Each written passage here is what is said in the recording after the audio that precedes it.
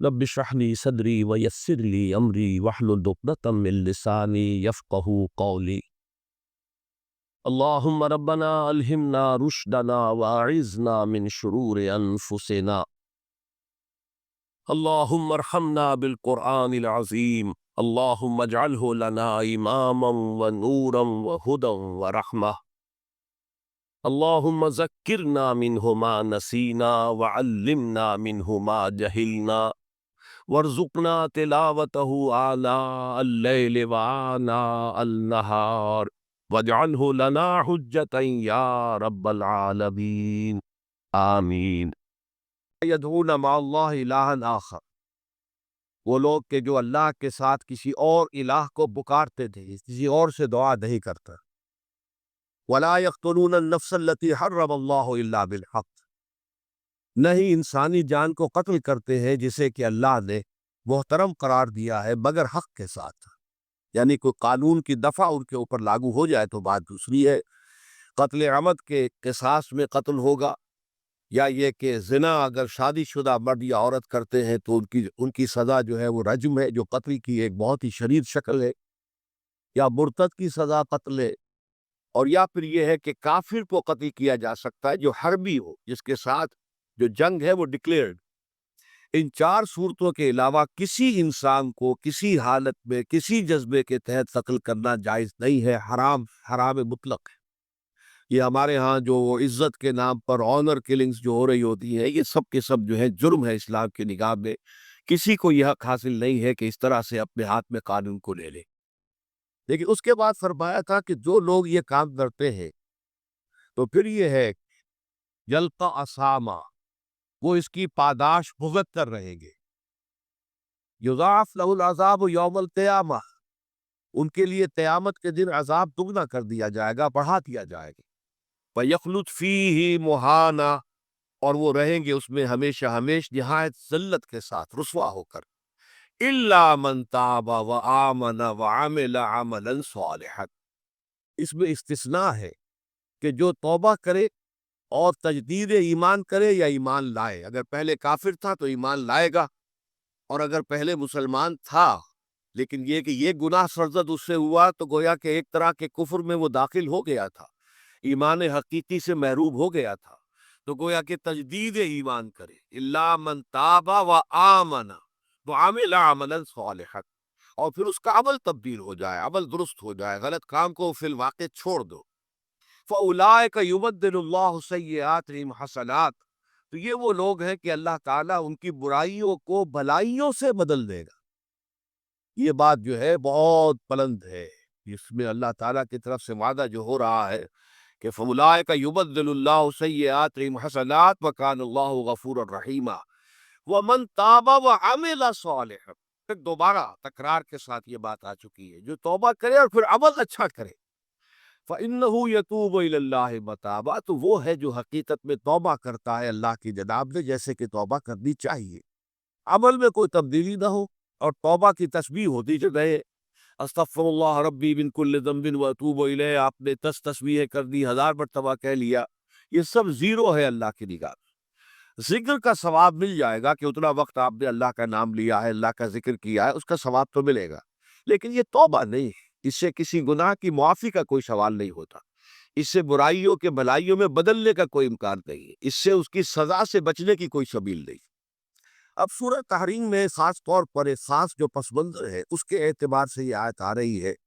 یا ایھا الذین آمنوا توبوا الی اللہ توبۃ نصوحا، اے وہ لوگوں جو ایمان لائے ہو، اے ایمان کے مدعی ہو،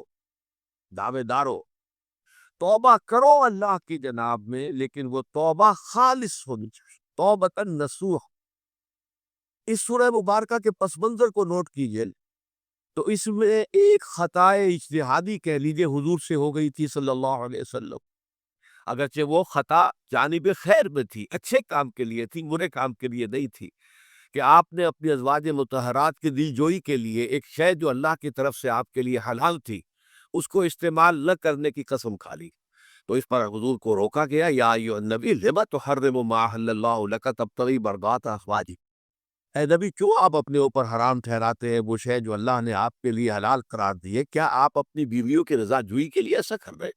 اللہ غفور الرحیم، اللہ غفور ہے، رحیم ہے، اللہ نے آپ کی خطا سے درگزر کیا ہے، لیکن قد فرض اللہ لکم تحلۃ ایمانکم، اللہ تعالیٰ نے راستہ تمہارے لیے کھول دیا ہوا ہے کہ ایسی قسموں کو کھولا جا سکتا ہے، جس کے لیے کہ سورہ مائدہ کے اندر کفارہ دے دیا گیا۔ تو گویا کہ حضور کو یہاں حکم دیا جا رہا ہے کہ آپ اپنی اس قسم کا کفارہ دیجئے، قسم کا، اور یہ جو قسم ہے اس کو کھول دیجئے۔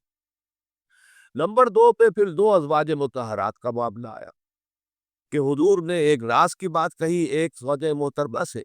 لیکن انہوں نے وہ راز جو ہے وہ دوسری زوجہ محترمہ کو پہنچا دیا، جن میں زیادہ آپس میں قریبی تعلق تھا۔ تو گویا کہ یہ بھی ایک طرح سے خیانت ہو گئی، اس لیے کہ راز جو ہے خود ایک امانت ہوتا ہے، اور خاص طور پر عائلی زندگی میں میاں بیوی کے درمیان کے جو معاملات ہوتے ہیں وہ تو بہت ہی رازداری پر مبنی ہوتے ہیں، اس لیے ان میں سے کوئی چیز جو ہے جس کو خاص طور پر کہا گیا ہو کہ یہ ایک راز کی بات ہے، یہ تم سے کہہ رہا ہوں، کسی اور سے کہنا نہیں ہے،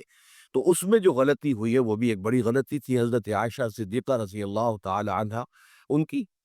تو ان دونوں کے پس منظر میں پھر تیسری بات آئی کہ اہل ایمان اگر تم غافل ہو اپنے اہل و عیال کی طرف سے اس اعتبار سے کہ ان کا کردار کیسا بن رہا ہے، وہ اللہ کے بندے ہیں یا کوئی غلطیاں کر رہے ہیں، خطا کر رہے ہیں، تو دیکھو یہ تم ان کے ساتھ جو ہے وہ محبت نہیں کر رہے، عداوت کر رہے ہو، اس لیے کہ تمہاری اس نرمی، تمہاری اس شفقت اور ان محبت کے اندر اس درجے بڑھ جانا کہ اس میں اللہ تعالیٰ کے جو حرام کردہ امور ہیں ان میں بھی تم ملوث ہو جاؤ، تو یہ گویا کہ در حقیقت تم اپنے آپ سے بھی دشمنی کر رہے ہو اور ان سے بھی دشمنی کر رہے ہو، اپنے آپ سے دشمنی کر رہے ہو کہ تمہاری عاقبت خراب ہوگی، ان سے دشمنی کر رہے ہو کہ ان کی اگر طبیعت غلط ہو جائے گی تو گویا کہ وہ جہنم کا نمالہ بنے گی۔ اب اس تین تو چیزوں کے پس منظر میں فرمایا جا رہا ہے یا ایھا الذین آمنوا توبوا الی اللہ توبۃ نصوحا، اے ایمان والو، اے ایمان کے دعوے دارو، اللہ کی جناب میں توبہ کرو، لیکن توبہ خالص نصوحا۔ پہلی بات تو یہ جانیے، میں نے بھی یہ یقیناً پہلے بھی عرض کیا ہوگا لیکن دہرانے میں کوئی حرج نہیں ہے، عربی زبان میں یہ دو الفاظ بہت قریب ہیں، آبا یعوب اوبن اور تابا یتوب توبت یا توبتن۔ آبا یعوب اوبن بھی ہوتا ہے واپس لوٹنا، لیکن یہ ہے کسی یعنی مادی چیز کی طرف سے واپس لوٹنا۔ ایک ہے تابا یتوب توبن یا توبتن، وہ کسی فعل سے، معنوی چیز سے پلٹ آنا، لوٹ آنا۔ چنانچہ ایک بڑی پیاری جو دعا حضور صلی اللہ علیہ وسلم مانگا کرتے تھے، آپ کی مصنون دعاؤں میں سے، جب آپ سفر پر گئے واپس گھر آئے تو گھر میں داخل ہوتے ہوئے آئبونا تائبونا لربنا حامدون، ہم پلٹ کر آ گئے ہیں سفر سے، وطن سے میں پہنچ گئے ہیں، گھر میں داخل ہو رہے ہیں، اور ہم اس حال میں بھی اپنے رب کی جناب میں توبہ بھی کر رہے ہیں، رجوع کر رہے ہیں اللہ کی جناب پہ، اور اپنے رب کی حمد کرتے ہوئے داخل ہو رہے ہیں۔ آئبونا تائبونا لربنا حامدون۔ اسی طرح آپ بازار جائیں، اس کے بعد اپنے گھر میں داخل ہو تو یہ دعا پڑھے، تو یہ گویا کہ یہ بہت ہی ایک یوں سمجھیے مبارک کاز جس کے اندر برکات ہوں گی۔ تو اس میں بھی لفظ آبا یعوب و اوبت، تابا یتوب و توبت، یہ دونوں کے بہت قریب آ گئے، آئبونا تائبونا لربنا حامدون، توبو الی اللہ، اب الہ کو نوٹ کیجئے، یہ توبہ کا لفظ بھی بہت سے ایسے الفاظ میں سے عربی زبان کے، جیسا کہ اس سے پہلے ہم دیکھ چکے ہیں کہ ایک لفظ ہے رغبہ، رغبہ رغبت، رغبت سے اردو میں ہم بولتے ہیں، رغبہ الہ ہوگا تو کسی شے کی طرف رجحان ہونا، اس کی طرف پیدا ہو جانا، اس کی خواہش پیدا ہو جانا، اور رغب عن ہوگا تو کسی چیز سے متنفر ہو جانا، دور ہٹ جانا، دور چلے جانا، ورب ایک ہی ہے، پریپوزیشن کی چینج سے بالکل برعکس نتیجہ نکل آیا۔ ومن رغب عن سنتی فلیس منی، جسے میری سنت پسند نہیں ہے، جو اس سے ہٹتا ہے، پیچھے ہٹتا ہے، اس کو ترک کرتا ہے، اس کا مجھ سے کوئی تعلق۔ اسی طرح مالا یمیل و بیلن، مالا الہ کسی شے کی طرف مائل ہونا، مالا عن اس شے سے ہٹ جانا، پیچھے ہٹ جانا، نفرت ہو جانا۔ اسی میں وہ لفظ تھا سا، فقط سقط قلوبکما، تمہارے دل جو ہے وہ تو مائل ہو ہی گئے ہیں۔ سغا بھی الہ ہوگا اس کے معنی کسی شے کی طرف مائل ہو جانا، عن ہوگا تو کسی شے سے متنفر ہو جانا۔ تو وہاں میں عرض کر چکا تھا وَلَقَدْ سَقَتْ قُلُوبُكُمَا، تو اے نبی کی دونوں بیویوں، تمہارے دل تو یقیناً اللہ کی طرف مائل ہو چکے ہیں، توبہ کی طرف مائل ہو چکے ہیں، لیکن زبان سے یہ کہتے ہوئے کہ حضور معاف کر دیجئے غلطی ہو گئی ہے، اس میں ذرا حجاب آ رہا ہے۔ ظاہر بات ہے شوہر اور بیوی کے درمیان جس طرح کا تعلق ہوتا ہے تو اس میں یہ کہ بسا اوقات اپنی غلطی کو واضح الفاظ میں تسلیم کرنے میں کچھ ہچکچاہٹ سکتی، تو وہ ایک کیفیت تھی کہ تمہارا دل تو مائل ہو چکا ہے، لیکن یہ کہ تم ذرا زبان سے بھی کہو، اقرار کہو۔ اسی طریقے سے یہ لفظ توبہ، توبہ الہ ہے، کسی کی جناب میں توبہ کرتا۔ جب اللہ تعالیٰ کی طرف توبہ کا لفظ آئے گا تو توبو الی اللہ توبۃ نصوحا، اللہ کی جناب میں توبہ کرو۔ اور جب اللہ تعالیٰ توبہ کرتا ہے، یہ لفظ جو ہے دو طرف استعمال ہوتا ہے، تواب بندہ بھی ہے، تواب اللہ بھی ہے۔ اللہ تواب ہے، بہت توبہ کا قبول کرنے والا، بندہ تواب ہے، بہت زیادہ توبہ کرنے والا۔ وہ حدیث میں آپ کو سنا چکا ہوں، کل بنی آدم خطاؤون وخیر الخطائین التوابون، تمام بنی آدم نہایت خطا کار ہے، گناہ کار ہے، غلطیاں ہوتی ہیں، خطائیں ہوتی ہیں، لیکن ان خطا کاروں میں بہتر لوگ وہ ہیں جو بہت توبہ کرتے، رجوع کرتے، پلٹتے ہیں، ان میں پشیمانی پیدا ہو جاتی ہے اور وہ اللہ تعالیٰ کی جناب میں رجوع کرتے ہیں، تو وہ تواب ہے، بہت زیادہ توبہ کرنے والے۔ لیکن اللہ کی جناب میں توبہ جب بندہ کرتا ہے تو وہ الہ آئے گا، تابہ الہ، اس نے توبہ کی اللہ کی جناب پہ۔ اللہ توبہ کرتا ہے، یعنی اللہ تعالیٰ جو ہے اپنی نظر شفقت اور نظر رحمت جو پھیر دی تھی اس نے کہ ایک بندے نے گناہ کیا ہے، میرے حکم کی جو ہے خلاف ورزی کی ہے، معصیت کا ارتکاب کیا ہے، تو اللہ تعالیٰ اپنی رحمت اور شفقت کی نگاہ اس سے ہٹا لیتا ہے۔ لیکن جب بندہ توبہ کرتا ہے تو پھر اللہ تعالیٰ پہ رجوع فرماتا ہے اور اپنی شفقت اور رحمت اور مغفرت کے ساتھ بندے کی جانب متوجہ ہو دیتا ہے۔ لیکن وہاں تابہ علی آئے، تم علینا، اے پروردگار ہماری توبہ کو قبول فرما، وہ خلا کے ساتھ آئے گا۔ ہم جب توبہ کریں گے تو الہ کے ساتھ آئے گا۔ تو یہاں فرمایا توبو الی اللہ، اللہ کی جناب میں توبہ کرو، پلٹو، رجوع کرو، اور توبۃ نصوحا، خالص توبہ۔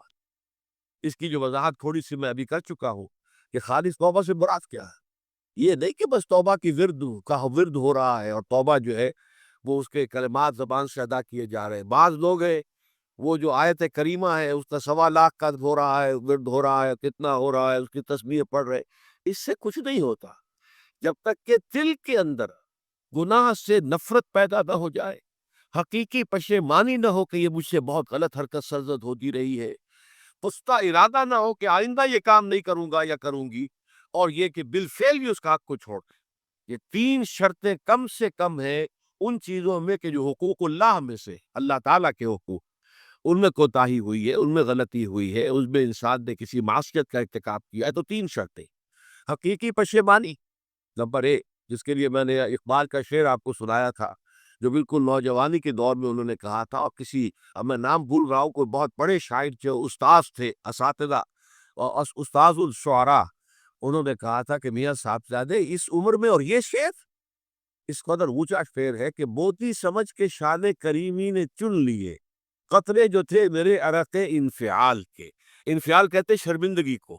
کہ میں جب شرمندہ ہوا کہ میں اللہ کی جناب میں یہ کیا حرکت کر بیٹھا، تو اس سے میری پیشانی پر جو پسینے کے قطرے رونما ہوئے، اللہ تعالیٰ نے ان کو موتی سمجھ کے چن لیا۔ اللہ تعالیٰ کو بندے کی توبہ سے اتنی خوشی ہوتی ہے۔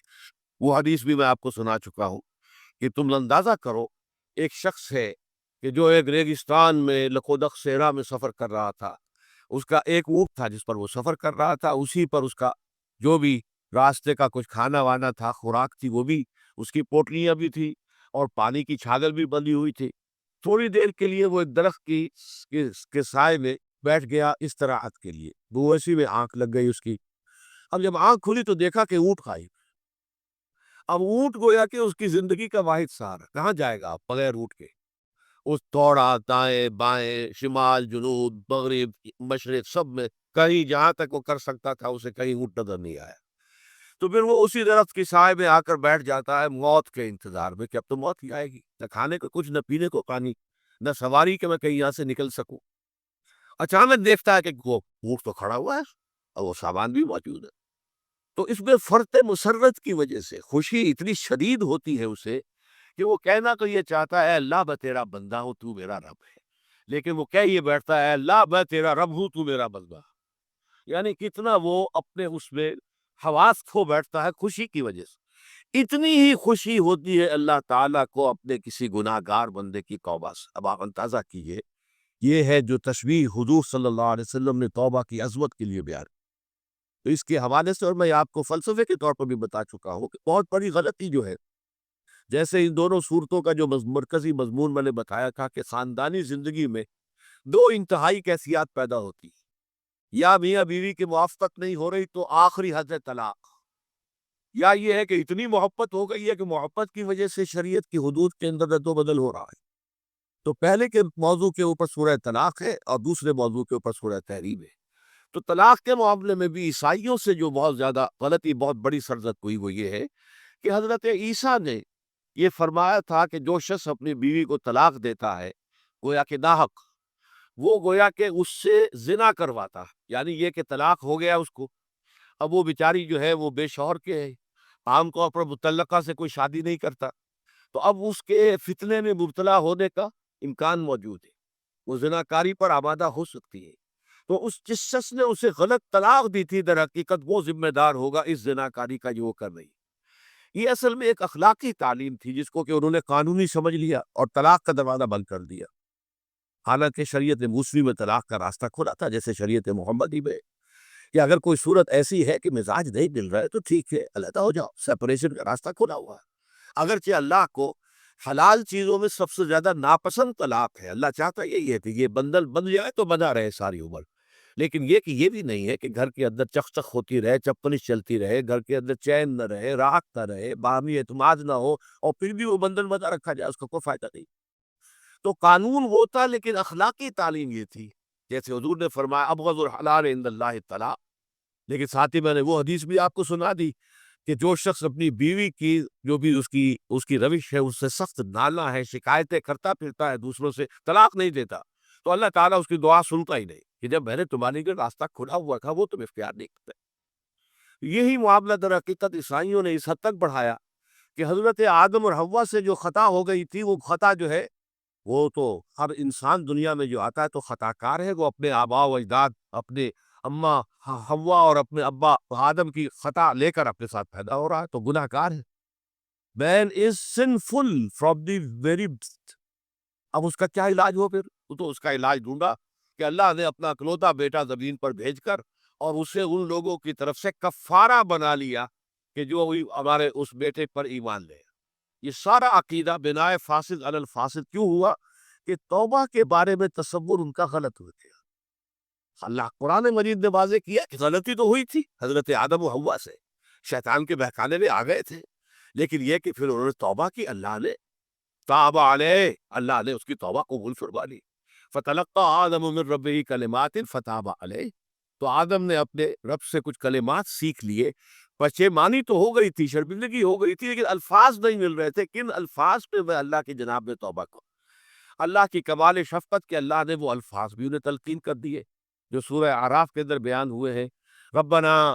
ظلمنا انفسنا وَإِن لَّمْ تَغْفِرْ لَنَا وَتَرْحَمْنَا لَنَكُونَنَّ مِنَ الْخَاسِرِينَ، اللہ نے توبہ قبول فرما لی، فتاب علیہ۔ جو بچہ پیدا ہو رہا ہے نسل آدم کا، وہ کوئی اپنے جد امجد جو ہے حضرت آدم اور حضرت حوا کے گناہ کی پوٹ لے کر نہیں آتا ہے، وہ تو کل مولود یولد علی الفطرہ، فطرت الاسلام پہ پیدا ہوتا ہے۔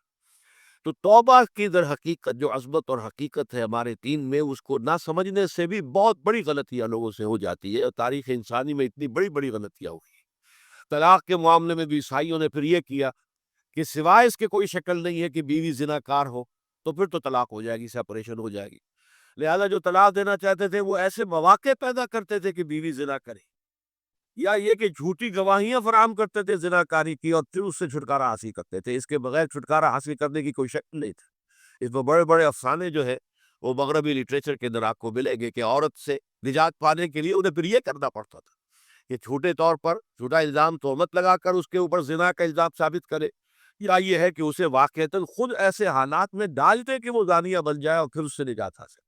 یہ گویا کہ پھر وہی بنائے فاسد علی الفاسد، ایک غلط بات کے اوپر دوسری غلط بات کہے۔ تو توبوا الی اللہ توبۃ نصوحا، توبہ کرو اللہ کی جناب سے جو کہ خالص توبہ۔ خالص توبہ میں 3 شرائط میں نے بیان کر دی کہ اگر اللہ کے حقوق میں معاملے میں کمی بیشی ہوئی ہے تو پھر یہ ہے کہ پشیمانی حقیقی، عزم مصمم دوبارہ نہیں کروں گا، نہ کروں گی، اور نمبر 3 یہ کہ ایک مرتبہ اس گناہ کو لازماً چھوڑ دینا۔ اس کے بعد جو ہے اگر یہ حقوق العباد میں سے ہے تو ایک چوتھی اضافی شرط ہے، یا تو اس کی تلافی کرو، اس کا پیسہ مارا تھا تو پیسہ تو، بہن کا حق جو ہے وراثت میں کھایا تھا تو اس کو ادا کرو، یا اس سے معافی حاصل کرو، یا پھر ایک شکل ہو سکتی ہے کہ اگر وہ فوت بھی ہو گیا ہے، اب کوئی شکل نہیں ہے، اس کی طرف سے صدقہ و خیرات کرتے رہو، اللہ یہ میں کر رہا ہوں اس کے حساب میں اس کو جمع کر دے، اور میری جو کوتاہی تھی اس کو معاف فرما دے، اس کو جو ہے وہ ڈیبٹ کریڈٹ ہو جائے گا، ورنہ پھر آخرت میں یہ ہوگا کہ آپ کی نیکیاں اس کے حوالے کی جائے گی، یا آپ کے پاس نیکیوں کا ذخیرہ بھی کافی نہ ہوا تو اس کے گناہ آپ کے پلڑے میں ڈال دیے جائیں، اور اسی کو حضور نے فرمایا کہ میری امت کا اصل مفلس وہ ہے۔ آپ نے پوچھا اتدرون من المفلس، آپ لوگ جانتے ہیں کہ مفلس کون ہوتا ہے؟ تو صحابہ نے وہی جواب دیا جو ہم میں سے ارشد جواب دے گا، المفلس عندنا من لا درہم لہ ولا دینار، ہمارے نزدیک ہم مفلس اس کو کہتے ہیں جس کے پاس درہم و دینار نہیں ہے، روپیہ پیسہ نہیں ہے۔ حضور نے فرمایا نہیں، میری امت کا مفلس وہ ہوگا جو قیامت کے دن حاضر ہوگا، بہت سی نمازوں کی وہ پنڈ لے کر آئے گا، وہ گٹھڑی لے کر آئے گا، گٹھڑا لے کر آئے گا، اور روزوں کا اور اس کا اور حجوں کا اور خمروں کا، لیکن فقط شتم ھذا واکل مال ھذا، اس نے مال کھایا تھا فلاں کا حرام طریقے سے، فلاں کو گالی دیتی تھی، فلاں کو تہمت لگائی تھی، حقوق العباد کے اندر جو ہے اس کی عزت پر حملہ کیا تھا، وہ سارے مدعی جمع ہو جائیں۔ اللہ تعالیٰ کسی سے کہے گا بھائی تم اس کی نمازیں لے جاؤ، کسی سے کہے گا اس کے روزے لے جاؤ، اچھا تم لوگ حج لے جاؤ، اس کے عمرے لے جاؤ، اور اس کے بعد بھی مدعی باقی ہو گے تو اب مدعیوں کے گناہ اس کے پلڑے میں ڈالے جائیں، اور پھر وہ دوسروں کے گناہوں کے پوچھ تلے تب کر جہنم میں جھونک دیا جائے۔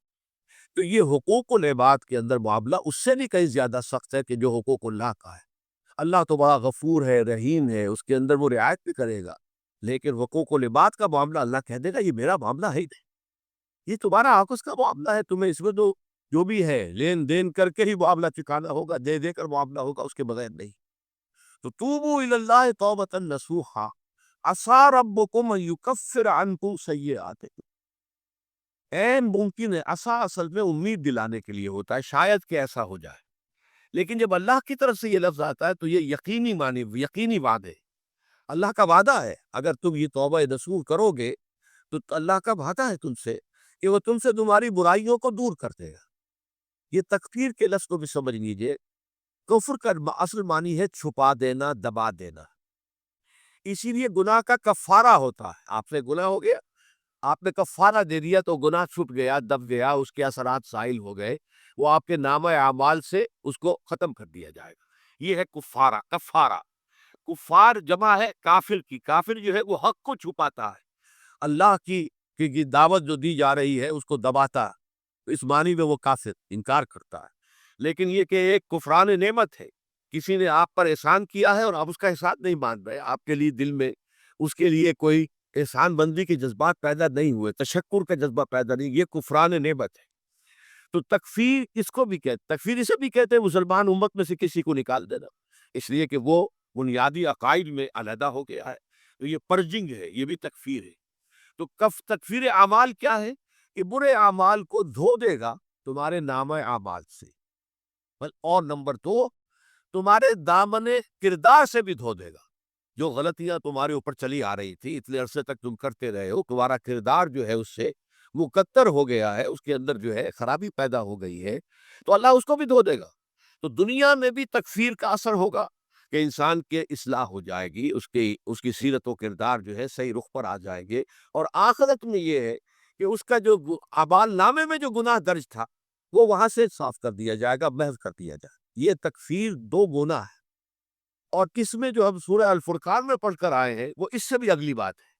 اولئک یبدل اللہ سیئاتہم حسنات، جہاں گناہ کا اندراج تھا وہاں اب نیکی کا اندراج ہے، جہاں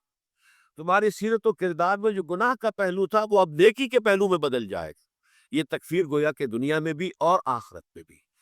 عسیٰ ربکم، امید ہے اور اللہ کا وعدہ ہے کہ وہ تم سے تمہاری برائیوں کو دور کر دے گا۔ مطلب یہ کون انسان ہے جو برائی سے بالکل پاک ہے؟ کل بنی آدم خطاؤن وخیر الخطائین التوابون، توبہ کرو، توبہ نصوح کرو، اللہ تعالیٰ دھو دے گا، تمہارے دامن کردار سے داغ اور دھبے صاف کر دے گا، اور تمہارے اعمال نامے سے وَيُدْخِلَكُمْ جَنَّاتٍ تَجْرِی مِن تَحْتِھا الْأَنْہَارُ، اور تمہیں داخل کرے گا ان باغات میں جن کے نیچے یا جن کے دامن میں ندیاں بہتی ہوگی، یوم لا یخزی اللہ النبی والذین آمنوا معہ، وہ دن کہ جس دن اللہ رسوا نہیں کرے گا نہ نبی کو اور نہ ان کو جو ان کے ساتھ ایمان لائے۔ ان کے ساتھ ایمان لاتے، ظاہر بات ہے انبیاء کے رسوا ہونے کا تو کوئی سوال ہی نہیں، یہاں اس کا ذکر جو ہے وہ تو صرف بطور تذکرہ کر دیا گیا، ورنہ اصل کیا ہے، جو نبی کے ساتھ ایمان لائے۔ اور نبی کے ساتھ ایمان لانے والوں میں درجہ اول کے لوگ وہ ہیں جو صحابہ کرام، جو حضور کے زمانے میں تھی، حضور کے ساتھ دیا انہوں نے اپنے جان و مال سے حضور کے مشن کو تقویت پہنچائی، جہاں حضور کا پسینہ گرا وہاں اپنی خون کی ندیاں بہا دی، اپنی جانیں دے دی، تو وہ ہیں اولین۔ لیکن اللہ تعالیٰ ہمیں بھی ان میں شامل کرے، اس لیے کہ جیسے کہ سورہ بقرہ کی جو آخری سے پہلی آیت ہے اس کے اندر بیان فرمایا گیا کہ آمن الرسول بما انزل الیہ من ربہ والمؤمنون، ایمان لائے رسول محمد صلی اللہ علیہ وسلم اس چیز پر کہ جو ان کے اوپر ان کے رب کی طرف سے نازل کی گئی، اور ایمان لائے صاحب ایمان، وہ صاحب ایمان سب کا سب شامل ہوگا۔ تو قیامت کے دن اللہ تعالیٰ رسوا نہیں کرے گا، یوم لا یخزی اللہ النبی والذین آمنوا معہ، جس دن کہ اللہ تعالیٰ رسوا نہیں کرے گا نہ اپنے نبی کو صلی اللہ علیہ وسلم اور نہ ہی ان کو کہ جو ان کے ساتھ ایمان لائے۔ اور یہ آخرت کی رسوائی جو ہے بہت بڑی رسوائی ہے۔ دنیا کی رسوائی انسان جو ہے اس کو بہت ہلکا سمجھے، آخرت کی رسوائی بہت بڑی ہے۔ پوری خلق خدا جہاں جمع ہوگی، پوری انسانیت جمع ہوگی، تمام آدم سے لے کر آخری انسان تک جمع ہوں گے، اور وہاں اگر رؤوس الاشہاد ہمارا پردہ چاک کیا جائے، ہمارے گناہوں کو جائے اعلان کیا جائے، تو کتنی بڑی رسوائی ہے۔ اسی لیے یہ دعا مانگتے رہنا چاہیے، اللہم ربنا اجرنا من خزی الدنیا والآخرہ، اے اللہ ہمیں بچا لے، دنیا اور آخرت دونوں کی رسوائی سے بچا لے۔ دنیا کی رسوائی یہ ہے کہ آپ کی کسی غلط کام کا چرچا ہو جائے، دنیا کے اندر پھیل جائے، آپ کی جو ہے عزت جو ہے وہ داغدار ہو جائے، اس سے بھی اے اللہ بچا لے، پردہ ڈال دے۔ جیسے کہ حضور نے لفظ استعمال کیا، اللہ یتغمدنی ربی برحمتہ، اللہ یہ کہ میرا پروردگار مجھے اپنی رحمت کی چادر تلے ڈھانپ لے۔ اللہ تعالیٰ دنیا میں بھی ہمیں ڈھانپے رکھے اور آخرت میں بھی ڈھانپ لے۔ تو یہ خزی دنیا والآخرہ، اے اللہ ہمیں دنیا کی بھی رسوائی سے بچائے رکھ اور آخرت کی رسوائی سے بھی بچا لیجو۔ بارک اللہ لی ولکم فی القرآن العظیم ونفعنی وإیاکم بالآیات والذکر الحکیم۔